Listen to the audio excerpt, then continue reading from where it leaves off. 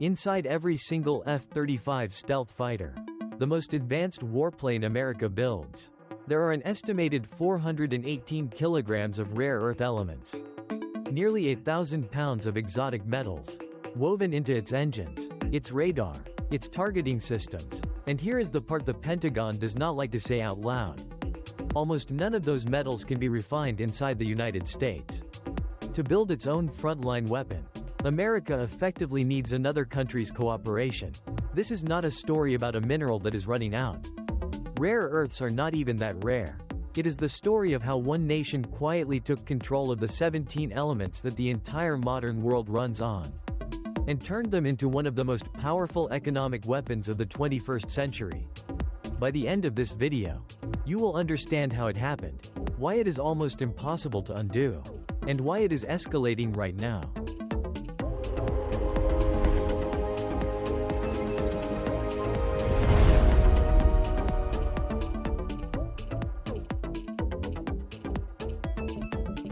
Rare earths are a group of 17 metals with names most people have never heard. Neodymium, dysprosium, terbium, samarium. The confusing part is the name itself, because they are not actually rare in the ground. They are scattered through the Earth's crust almost everywhere. What is rare is finding them concentrated enough to dig up, and then performing the brutally difficult chemistry needed to separate one element from another. Because chemically they behave almost identically. But once you have them, they are everywhere in your life. The magnet that vibrates your phone, the motor that turns the wheels of an electric car, the tiny speakers inside your earbuds, the hard drives in the data centers training artificial intelligence, wind turbines, MRI machines, guided missiles, satellites, fighter jets. A single electric vehicle motor uses roughly 1 kilogram of rare earth magnets. A large wind turbine can use hundreds of kilograms. These 17 elements are the invisible muscle of the green energy transition and the digital economy at the very same time. And here is the number that changes everything. One country controls roughly 70% of the world's mine production, and about 90% of the refining that turns raw ore into finished, usable metal. That country is China. The United States, the second largest miner on Earth, accounts for just over 13% of production, and almost nothing further down the chain. To understand how the world became this dependent on a single supplier, you have to go back about 40 years. Look at the supply chain as a series of choke points, and China's grip only gets tighter the further down you go. At the mine, where the ore comes out of the ground, China controls about 70%. But mining is the easy part. The hard part is refining and separation. The toxic, energy-hungry chemistry that splits the elements apart. And there China's share climbs to roughly 90%. Then comes the final, highest value step, turning that metal into the powerful permanent magnets that actually spin motors and steer missiles. There, again, China makes more than 90% of the world's supply. So even a country that mines its own rare earths often has to ship them to China to be made useful, and then buy them back as finished components. China's dominance was not an accident of geology. It was a deliberate 40-year strategy. Back in the 1980s, China's leader Deng Xiaoping reportedly said that the Middle East has oil, but China has rare earths. Through the 1990s and 2000s, Chinese producers flooded the global market with cheap material, willing to absorb the heavy pollution that scared off Western refiners. Separating rare earths produces toxic and even mildly radioactive waste. And environmental rules in the United States and Europe made it slow and expensive. China was willing to pay that environmental price, and its rivals were not. One by one, Western refineries shut down because they simply could not compete. America's flagship mine at Mountain Pass in California, which had once supplied the entire world, went bankrupt and closed in 2002. By the 2010s, the West had not just lost the mining, it had lost the know-how, the trained chemists, the patents, the entire industrial muscle memory of how to process these elements at scale. Today China refines the leading share of 19 out of 20 strategically important minerals, with an average market share of around 70%. This is the deeper lesson of the rare earth story. A monopoly is rarely about owning a scarce resource. It is about controlling the hardest, dirtiest, least glamorous step in the chain, the step everyone else was happy to give away. China understood that decades before anyone else was paying attention, and it built an industrial moat that money alone cannot quickly cross. And the geography of supply explains just how lopsided this really is. In 2025, the world mined about 390,000 tons of rare earths.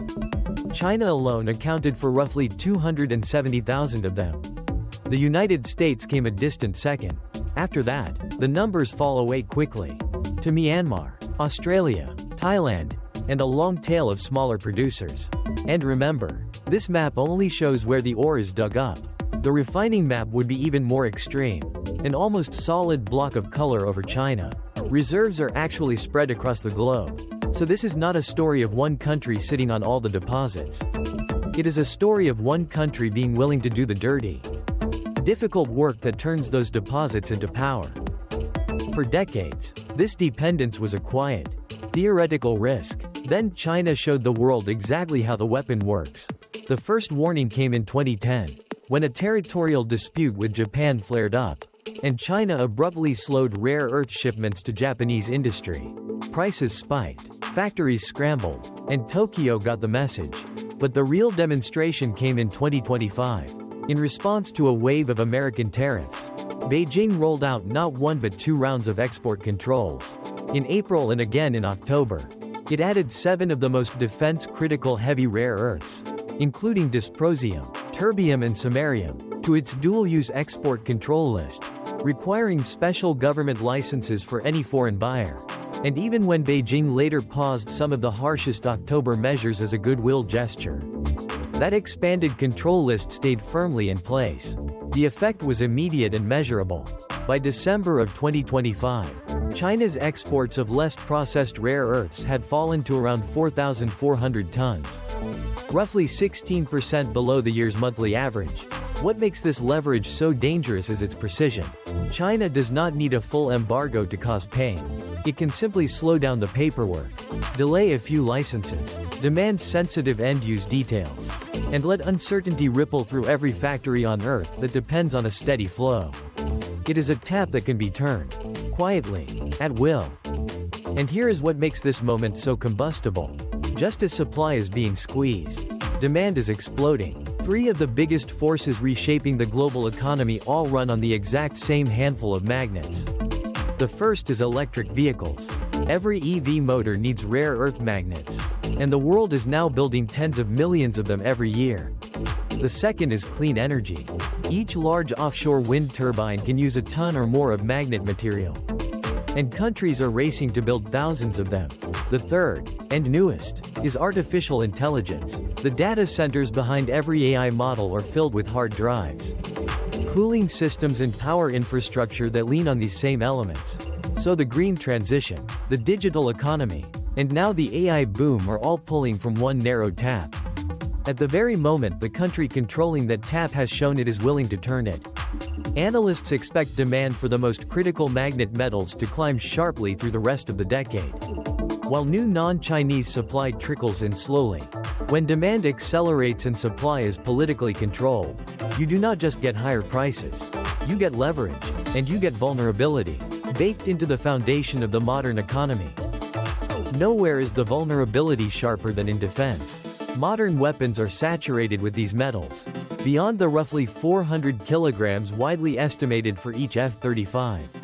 Stealth cruise missiles, Patriot interceptors, submarines, drones and precision-guided bombs all rely on rare earth magnets to function.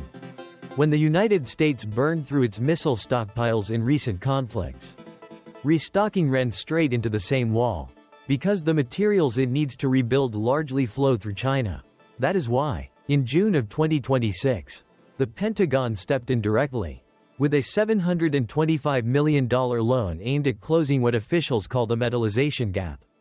The missing American ability to turn refined rare earths into finished, magnet-grade metal. It is just one piece of a much larger national scramble. But the fundamental problem is simple math. You cannot conjure a refining industry overnight. Building the plants, training the chemists, perfecting the chemistry and meeting environmental rules takes the better part of a decade. Even with billions of dollars and full political will behind it. And while the West builds, China keeps moving forward. refining its processes and expanding capacity. This is what it means for a strategic dependency to become a strategic emergency. When the gap between needing something and being able to make it yourself is measured not in months, but in years. So can the West actually break free? The poster child for the comeback is MP Materials, which reopened that same Mountain Pass mine in California, the only commercial-scale rare earth mine in the United States. In 2025 it opened a magnet factory in Fort Worth, Texas, with capacity for around 3,000 tons a year, and customers including General Motors and Apple. A planned expansion aims to add roughly 7,000 tons more, lifting total output toward 10,000 tons annually. That sounds impressive, until you compare it to global demand and to China's output, which is measured in the hundreds of thousands of tons. The European Union, for its part, still sources around 98% of its rare earth magnets from China. Closing a gap this wide will take a coordinated push across mining, refining, magnet making and recycling, sustained for years through price swings that China can trigger at any moment, simply by flooding the market and crushing Western producers. Exactly the playbook that killed Mountain Pass the first time around. The deeper takeaway is uncomfortable. For a generation, the world optimized for the cheapest possible supply chain and assumed the metals would always flow. China saw the 17 elements not as a commodity, but as a source of power, and patiently built a position the rest of the world is only now racing to escape. The age of cheap, frictionless globalization is colliding with the age of strategic resources, and rare earths are where that collision is loudest.